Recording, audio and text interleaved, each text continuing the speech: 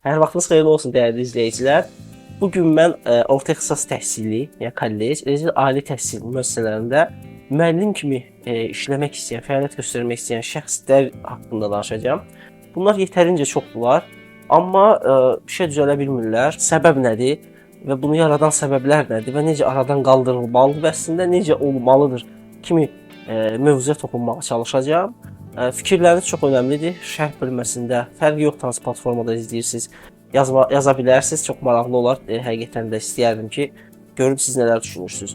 Gəlinsə biz belə ali təhsil və orta ixtisas təhsil müəssisələrdə müəllim təyinatı necə olmalıdır və iş sistemi necə qurulmalıdır, o haqqda biraz fikirlərimi dinləyək. Fikirlərimi dinləyək deyəndə ki, düşünürəm ki, bir çox şəxslər bu fikirlərlə razı olacaqlar.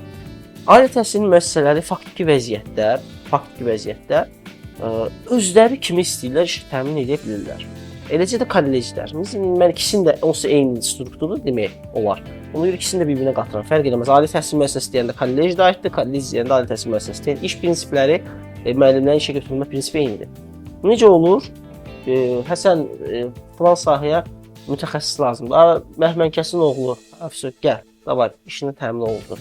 Və yaxud da mən tanımıram, o birindən soruşam, müəllim kim var? O da deyir filan kəs və gətir, təmin ol. Bax, işlə təminat bu deyir belədir. Rektorun birbaşa səlahiyyətidir. Kimi istəyir işə götürür, kimi istəyir işdən çıxarır və yaxud da direktorun. Kimi istəyir işə götürə bilər. Yəni necə istəyir? Əslində burada indi müəmmalı yerlər də ola bilər. Ki, əgər bu adam kimi istəyir işə götürürsə, buna demək güvənir dövlət. Bunu o işə təyin edir. Amma indi o güvəndən nə qədər sui-istifadə etməyəcək, kimlərisə götürmək üçün nələrsə istəyəcəkmi, istəməyəcəkmi? Təbii ki, bunlar şəxsi işlərdir, amma bu ciddi qanun pozuntularıdır və bu pozuntulara yol açan ayaq vermişik biz onlara. Tək heç biri elə olmasın və düşünürəm ki, heç biri də elə deyil. Nə ali təhsil müəssisələrinin rəhbərləri, nə kollec rəhbərləri.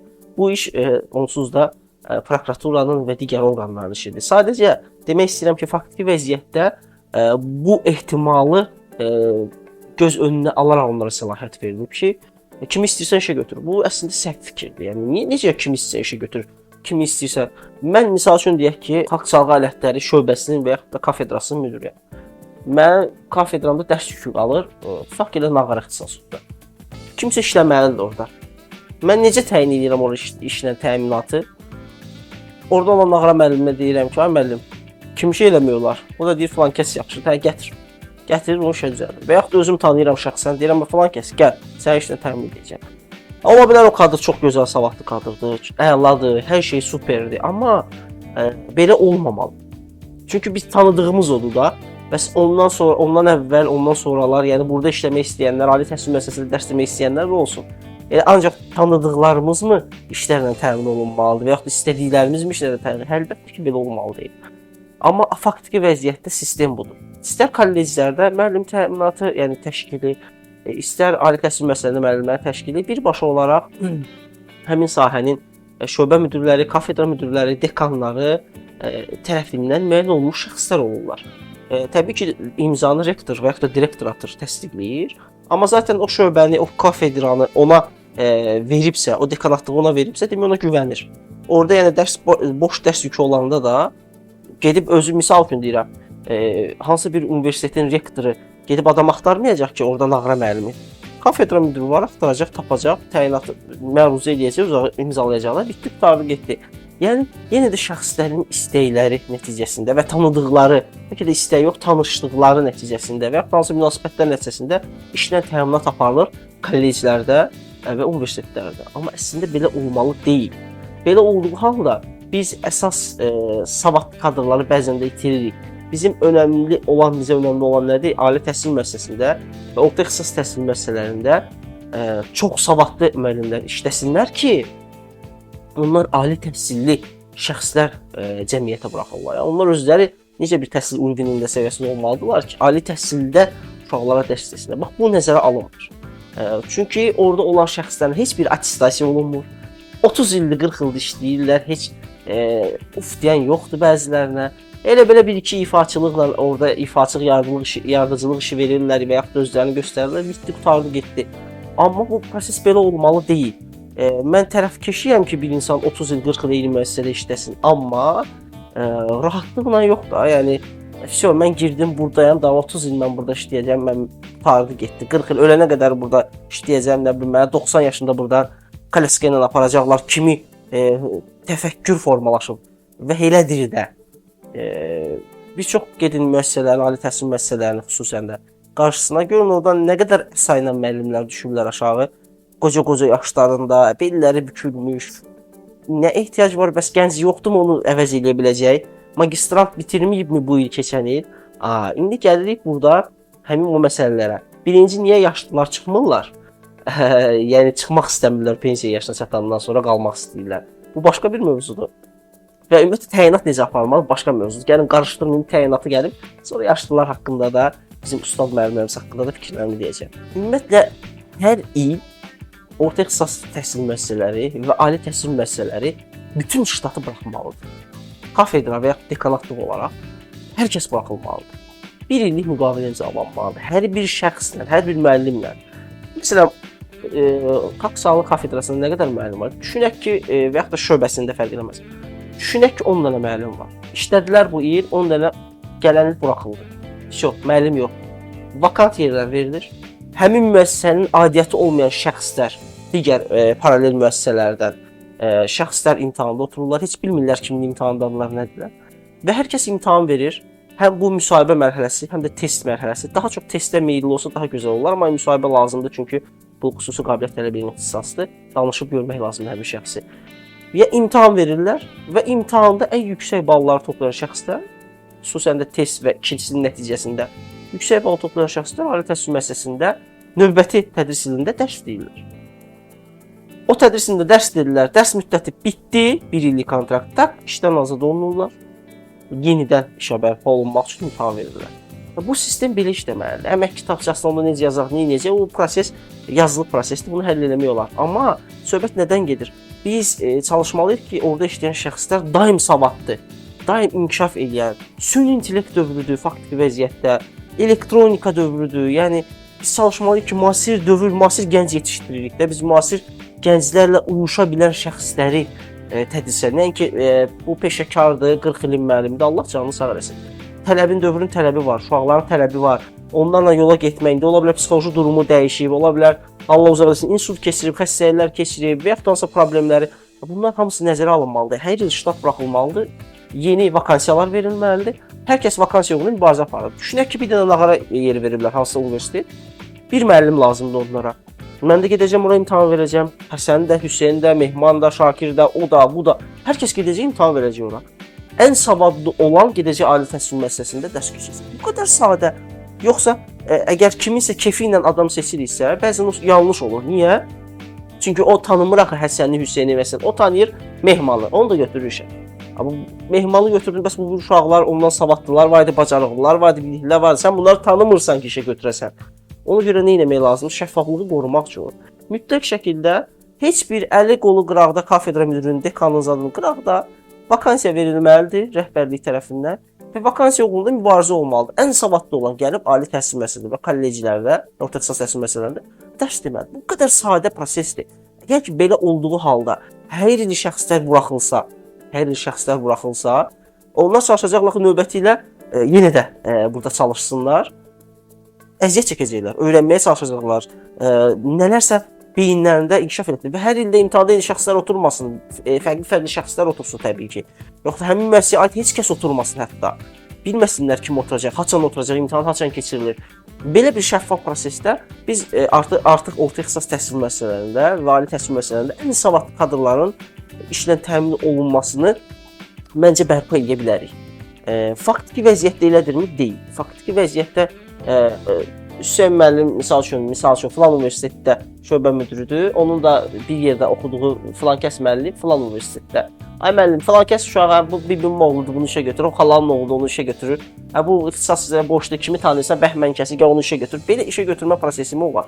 Demirəm layiq deyirlər, layiqsiz şəxslər işləyirlər. O başqa mövzudur. Onu mən qiymətləndirmirəm. Mən qiymətləndirə də bilmərəm. Mənim həddim üçün deyil. Amma qiymətləndirən orqan olmalıdır. Və mütləq şəkildə əgər ki proses belə olmasa, bir ildən bir belə olmasa, başqa cür olsa, 3 illik kontrakt imzalansa, 5 illik, mütləq şəkildə hər bir il, hətta hər bir il öz ixtisasından sadəcə həmin şəxslər həm pedaqoq kimi, bir müəllim kimi psixoloji müayinələrdən keçə bilərlər, testlərdən filanla.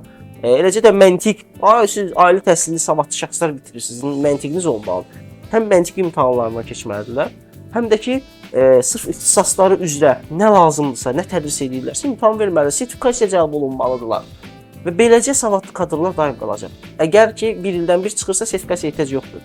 Çıxıb girəcəklərsə, mən dedim ki, yox, bir ildən bir çıxıb girməyəcəklər. 3 illik kontrakt imzalayacaqlar, 5 illik kontrakt imzalayacaqlarsa və yaxud da ki, mən deyən olmayacaqsa belə, deyək ki, 30 illik işləyən şəxslər hamısı sertifikasiya cəlb olunmalıdır. Kim oturmalıdır sertifikasiyasında? Professorun sertifikasiyasında digər professorlar oturmalıdır. Şəffaf şəkildə çalışmalı keçirilsin. Sırf ixtisası əhatə edəcək şəxslər bir-birlərini tanıyırlar, keçirdəcəklər filanla. O müəmmalı söhbət. Ən azından o biliyi və savad dərəcəsi yoxlanılacaq. Professor adını almaq üçün hansısa ildə nəyisə müdafiə edibsə və yaxud da hansısa bir əməkdar adı almaq üçün və yaxud hansısa bir adı almaq üçün hansısa bir yollardan keçibsə, Allah canını sağ eləsin. Yəni bu layiqli qiymətləndirilir. Amma müəssisədə işləmək üçün layiqli qiymətsə, o adlar olmalı deyil. Təbii ki, o adlarda şəxslərin işləməyi çox gözəldir. Yəni onlar nələrsə əl atıblar, qatıblar ki, bu sahəyə gəlsinlər və bu adı qazansınlar. Çox gözəldir. Amma həmin şəxsdən bizə savadı lazımdır. Və biz düşünürük ki, bu pedaqoji cəhətdən savadlı kadrlar olmalıdır insanlar. Yanaşması cəhətdən oturub evdə məsələn yazıb, öyrənib, götürüb, müdafiə edib ad qazanıbsa, bu deməkdir ki, o tədrisdə verimlidir və yaxud da yaxşıdır və yaxud da öz sahəsinin tədris elədiyi sahəni daha mükəmməl bilir, ondan o yəni yoxdur. Niyə belə bir nəticəyə gəlmək lazımdır? Okey olsun, bəzi professor heyətlərinə və yaxud da elmi adı olan şəxslərə bəzi güzəştlər tətbiq olunsun, problem yoxdur. Onlar yəni olmalıdırlar, çünki onlar o uyğuna qədər qalxıblar. Amma digər hər bir şəxs mütləq sertifikasiyadan keçməlidir. Və yaxud da dediyim kimi, bir ildən bir hamı buraxılmalı, ştab yeni işçilər götürülməlidir. Ən gözəli bir ildə hamısını buraxılıb yeni işçilər götürülməsidir. Ən gözəli budur. Şəffaf, gözəl şəkildə. Amma yox, elə olmayacaqsa, kim nə qədər oldu işləyəcəksə, təyinat yenidən olur, mütləq hamısı sertifikasiya cəlb olunmalıdır. Yəni, əgər ki, mən dediklərimin heç biri olmayacaqsa belə, düşünək ki, belə bir şey olmayacaq, heç kim buraxmayacaqlar. Kim istəyir təyin edəcək yenə də, heç olmasa nazirlik səviyyəsində müəllimlərin bilik və savadının yoxlanılması əmək məcəlləsi uyğun olaraq aparılmalıdır. Və bunu yoxlayan şəxslər də digər müəssisənin rəhbərliyi olmalıdır. Nəinki bu müəssisənin, eyni müəssisənin rəhbərliyi nəyi yoxdur, olsa bilirsən də bunu. Və kimin haçan yoxlanılacağı, kimin necə yoxlanılacağı haqqında heç bir informasiya heç kimə verilməməlidir. O ki qaldı, bu zaman şəffaflıq qorunacaq. O ki qaldı, yaşlı müəllimlər, əlində əsa ilə, qoca müəllimlər. Mən onların heç birini qınamıram, heç kimi edə bilmərəm. Onlar çalışırlar ki, ruzularını da açırlar, çörək pullarını da açırlar. Biz çox təəssüf olsun ki, bizdə həmişə əmək yaşı gündəmə gəlir. 60 yaş, 65 yaş falan var. Amma heç bir halda orada əmək yaşından daha çox önəmli olan orada əməkin qiymətləndirilməsidir. Yəni orada sunmadır. Bir adam universitetdə işləyir, 1000 manat maaş alırsa, o pensiyaya çıxsa bilir ki, 300 manat pensiya alır. 300 manat pensiyaya çıxmır, ona görə qoca ələ əsə-əsə, taksi ilə, maksimum da olsa birtəhər gəlir ora, birtəhər dərsini keçir. İllərdir, 30 il, 20 il. Bu, bəs gənclər, haçan gənclər o müəssisələrdə işləyib praktikalar yığacaqlar. Gərək illa kimsə tanışımı olsunlar və ya ki, kimsə Allah uzun eləsin, rəhmətə geçsin, yeri boşalsın, onlar mı gəlsinlər? Və yaxud da kimsə tanıdığını yenə buna təyin eləsin. Yəni, əslində bu düzgün yanaşma deyil. Yenə də deyirəm, onlar qınanılası deyirlər. Çünki onlar da istəyərlər gedib evdə oturub 1000 manat qazansınlar. Amma ona 1000 manatı verən yoxdur. O da məcbur, ələ əsə-əsə də olsa dərsə gəlir, əgər əsə-əsə də olsa dərsə gəlir. Bir tane dərsini keçir ki, evinə çörəyini aparsın. Çox acınacaqlı bir haldır. Mənə elə bu hal dəyişdirilməlidir və xüsusən ali təhsil müəssisələri və kolleclərdə işləyən müəllimlərin əmək pensiyalarına ciddi diqqət yetirilməlidir ki, biz gənclərin yolunu açaq ən azından. Ən azından çalışaq ki, onlar da işlə ali təhsil müəssisələrində və kolleclərdə təmin ola bilsinlər. Dediyim kimi, mövzu çox uzatılası bir şey deyil. Faktiki işlə təminat məncə düzgün deyil. Şəxslərin istəklərinə, düşüncələrinə qalmış bir təminatdır. İstəməzdim belə olsun. İstəyərdim ki, mübarizə şəraitində və müəssisə təbii ki, özü qəbul edəndə özü oturur orada müəssisədə olur qəbul prosesində yığışırlar kafedra, kimlərsə yoxlayırlar. Elə yox. O zaten bəzən məlum hadisələr olur. Yəni orada kimlər keçəcək, kimlər keçməyəcək. Çünki tanıdıqları, bildikləri şəxslər var və ya da məcburiyyət əsasında həmin komissiya təşkil olunur ki, şəffaflıq qorunmalıdır. Məcbur otururlar, amma bilirlər ki, filan kəsin oğlu gələcək Bəhmən kəsin. Bilirlər kimlər keçirdəcəklər. Bəzən məcburiyyət olur, bəzən həqiqətən də götürmək üçün seçirlər. Amma yəni o düzgün deyil. Ora təyinatı özünüz eləyə bildiyiniz halda, yəni çox gözəldir əslində keçirməyiniz belə bir şey, amma yox. Məncə o qədər şəffaf proses deyil. Bunu digər dövlət orqanları şəffaf şəkildə təmin etməlidirlər ki, orada heç bir problem yaranmasın. Belə düşünürəm ki, fikirlərimə qatan çox şəxslər olar. Hər birinizin şərhi məşğuldur. Belə növbəti videolarda inşallah görüşmək ümidi ilə özünüzdən müğayət olun. Allah'a əmanət olun.